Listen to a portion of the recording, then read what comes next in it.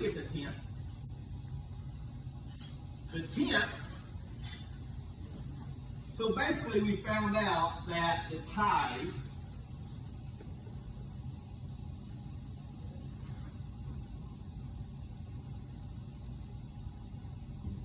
and that's the thing he's talking about it. Basically, in essence, and this is what hit me.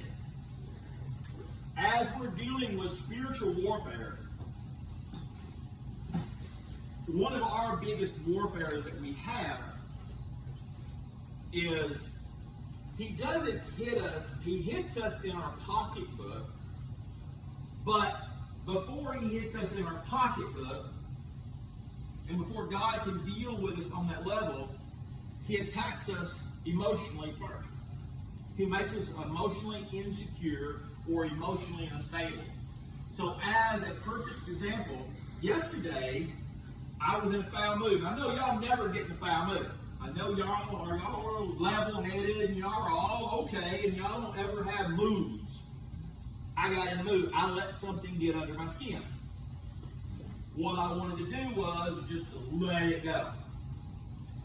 But the thing is that sometimes in letting a splinter go inside of you, what does it do? You got to get it out.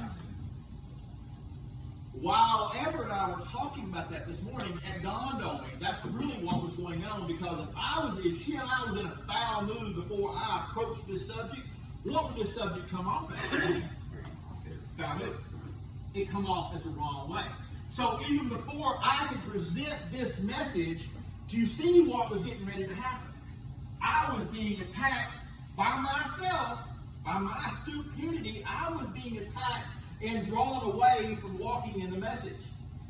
So therefore, if I could sin, or if I could get angry, if I could do all these things, I would not be moving in this place that I need to be moving in. And so the thing is that we have to. There's that point that in the Bible that it talks about. It says, while you're bringing your offerings before the Lord, and you realize that your brother has aught against you, go back to your brother, make peace, and then come back and finish. But one of the things that it talked about was when you go down there and you're presenting your offering and you realize that you have aught against your brother, it doesn't say take your offering or your tithe with you, then go solve your problem, and then come back, because a tithe is a symbol of obedience. But if we go into this thing a little bit deeper, now we got to start understanding these things. And see, I understood tithes, and so I was telling AJ and I was talking about it. And the reason why we are cursed is because we're not tithing. We're not tithing. And like I said, I don't care if you tithe $1, but do your faithful dollar. You say, God, I don't have it. I can't give no more than this right here. You say, well, I've heard people say, well, I mow the yard, or I do this, or I teach Sunday school. You realize that's not tithing. That is an offering. That is not tithing. Tithing is something you do out of obedience.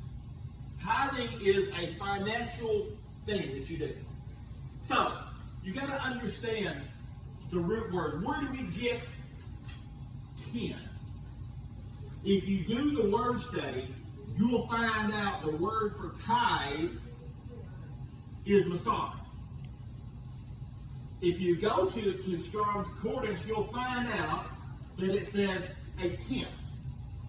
It's from the root word esar, which means 10. Okay? So if we've noticed, the esar and the Messiah, are they identical? Except for the N, which is not an N. It's the first letter. So remember, the one all the way to the left is the what? Destination. That's where you're going to go. Where it starts at right here, it starts where your journey begins. So this is where the journey begins. So if you look here, over there, huh? What does all that little part say over there? Can you read that? I'll just notes to myself. So they have the exact same words, and so here's the first one. This one is I didn't write it down. Boy. It's basically society. If you notice it, did you notice it kind of looks, this right here is made of two parts. And basically, in essence, it don't look like much until you look at it from this aspect. Do you see that?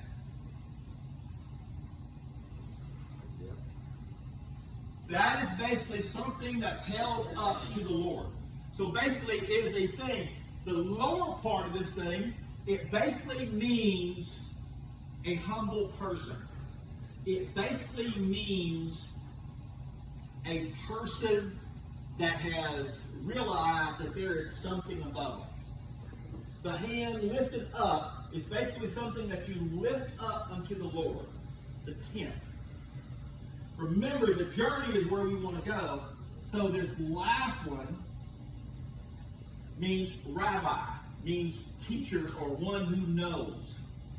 So in other words, tenth, the 10 means this person, this humble person has lifted it up.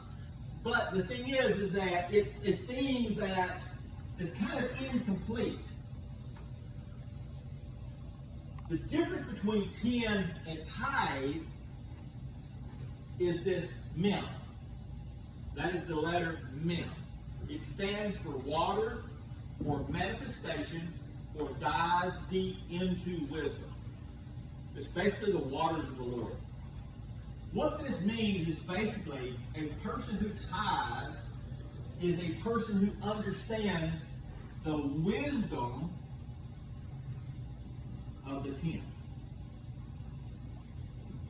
This stands for wisdom or for the water. Waters means wisdom. So a tithe, a person who tithes understands the wisdom of tithing. Wisdom of the tenth. Do y'all get that? You understand that? It's the wisdom of the tenth. What therefore is the wisdom of the tenth? The wisdom of the tenth is that if you want to know why you're in financial trouble or why your life is not going the direction it is, if you will look back to the roots, where's your obedience? Where's your obedience? Coming to church is kind of an offering because it is a sacrifice of your time, but it's not a tithe. It is not a tithe. If you tithe, you understand the wisdom of why you give the tenth. Because you know there's no saying you cannot outgive God. You cannot do it. The Bible says in Malachi, I'm going to read this. That way it's not skipped over. Now we're going to understand the wisdom of it. It's one of the few times that God said, test me in this. It says, bring ye all the tithes into the storehouse, that there may be meat in mine house, and prove me now herewith, says the Lord of hosts. If I will not, basically this is where test me on this, says the Lord of hosts, if I will not open up the windows of heaven and pour out you a blessing, that there shall not be a room enough to receive it. And I will rebuke the devourer of your sakes, and he shall not destroy the fruits of your ground, neither shall your vine cast the fruit for the times in the field. All the nations shall call you blessed, and you shall be a delightful land. But basically it goes on and says that. He says, test me on this. It's one of the few times in the Bible that God says, test me on this. Test him on this. Try to say it. And again, I am not trying to get up here and do this tithe thing. That's not my intention. Because it's not the fact that if you think that I'm begging you for money, I have a job. My life is blessed. But the problem is that even am I being obedient? Do you know that the church should tithe? Every 3 years, the church should tithe. Every 3 years, out of the abundance of the church, what comes in after everything's taken care of, that money should go to the poor. It should go to an outreach somewhere. How can we bless if we can't even put a roof on a church? Does that make sense? But how can you tithe if you're not blessed?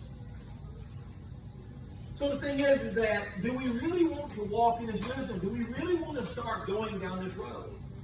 I think so. I myself want to. Because nothing personal